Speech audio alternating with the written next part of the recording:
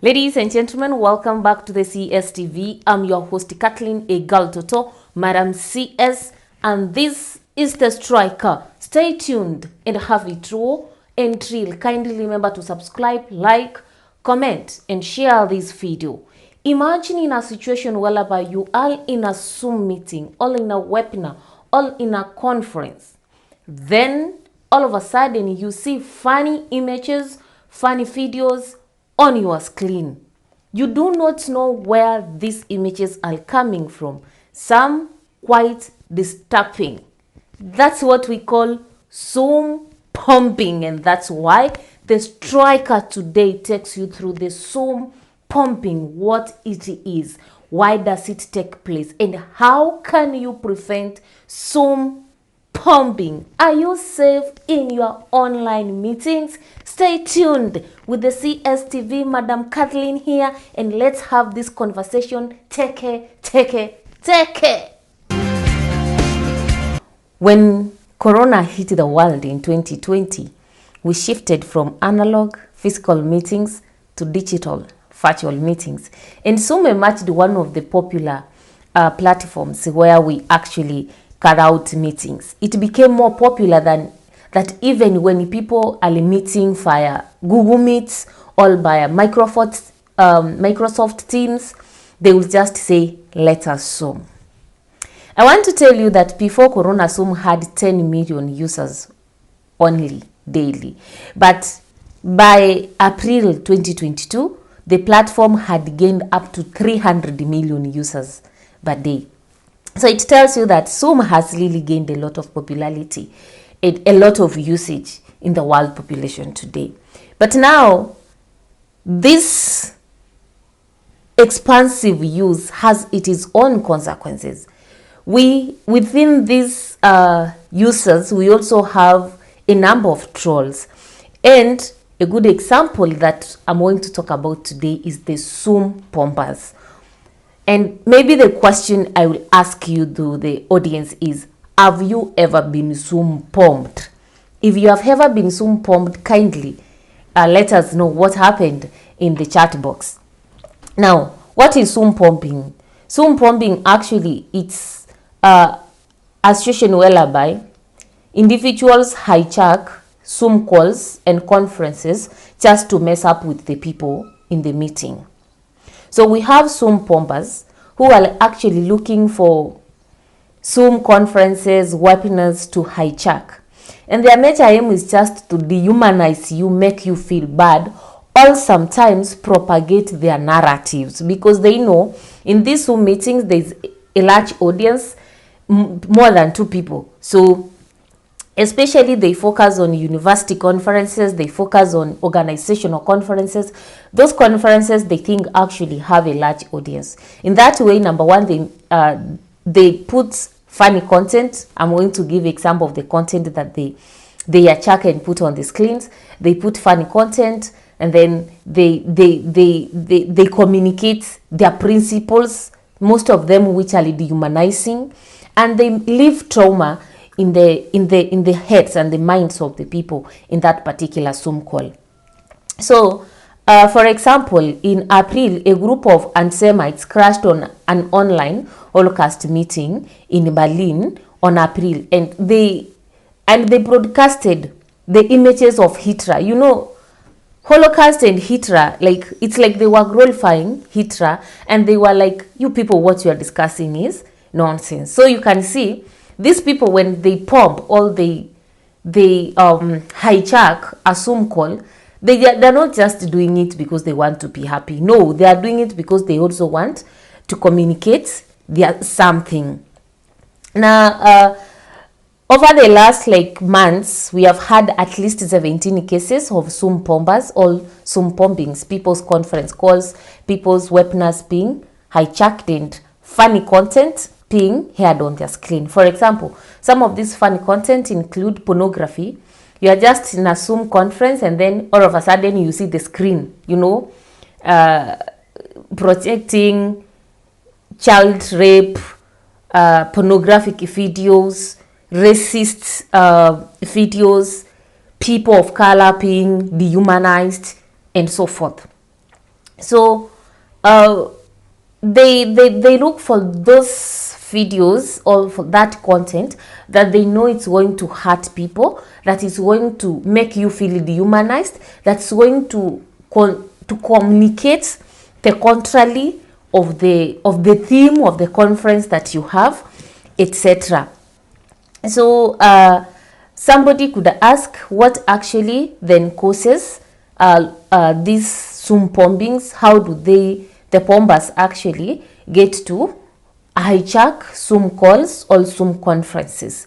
It's very simple. Many times when we want to have webinars or Zoom conferences, we normally share links, the invitation links together with the meeting ID, the meeting code. We tweet them. We want to reach a larger audience, especially with webinars. And this is the case with many webinars that involve youth, involve business, involve, women in leadership. The way we tweet, to reach the larger audience so that people can come and we share. From the side of the people who are sharing this link, they really want to reach a larger audience, and so that they can be able to convey the message and they can be able to share the ideas widely. But in the process of doing that, you realize that the bombers or the Zoom bombers also are in these networks, and they are in Twitter, and they have a network where they correct these links and share among themselves, because it's not just a one person thing, it's a network. So you tweet a link, or you share a link in Telegram, you share a link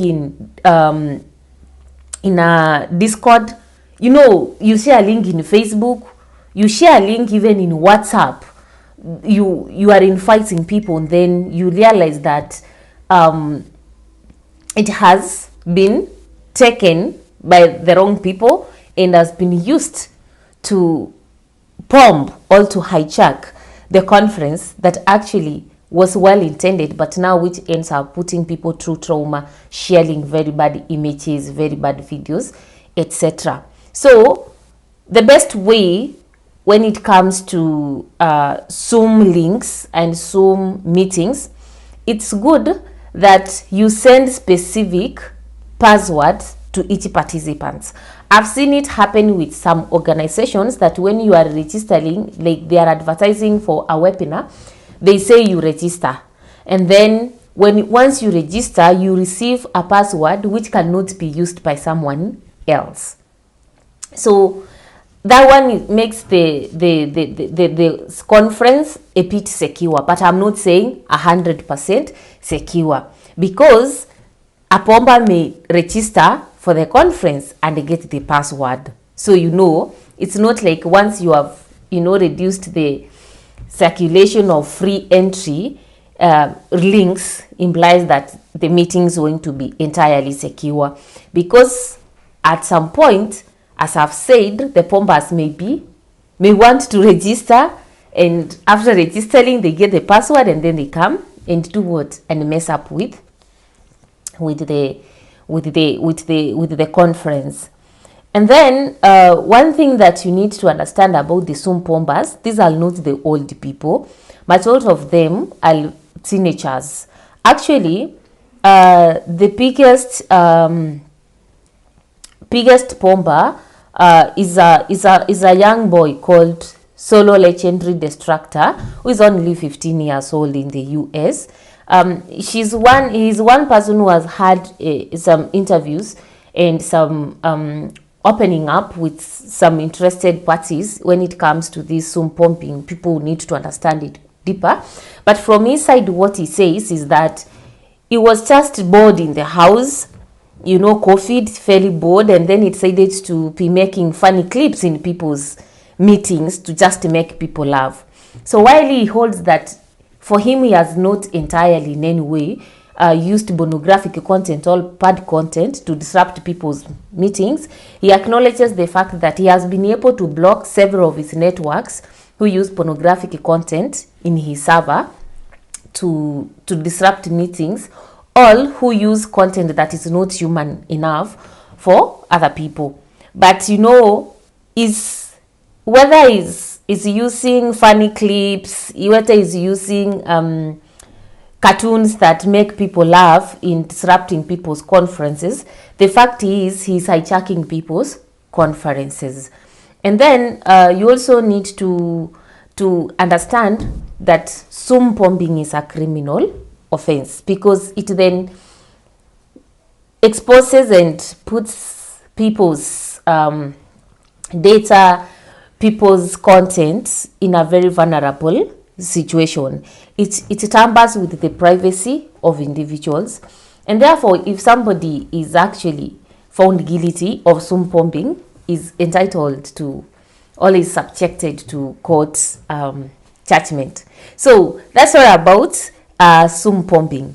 So next time you see funny clips in your video, in your screen when you are in a conference, don't panic. Just know that that is a Zoom bomb, and the best thing that you can do is to call off that meeting, like call off the meeting and perhaps use a different link to invite people again, because once a link has been bombed, it is very difficult to continue because they keep on recurring regularly. So once you see funny clips, don't just imagine that they are gone, they will re-recur. So the best way is bring the meeting to an end, close the link, and then open the meeting with a different link. But more importantly, learn to know where you are sharing your call for meetings and call for conferences, with whom you are sharing, and as much as possible ensure that you are safe in the digital space, because we have people outside there who are just outside there to ruin people. So it's also, I think, a call to the Zoom company to come up with ways to avoid such cases, because it is their company and they have the sole responsibility of developing softwares and mechanisms to protect the space. Otherwise, it is a bye from me. Stay safe in the digital space. Don't be Zoom bombed. Until next time, Madam CS, the CSTV Kenya, have it true and real.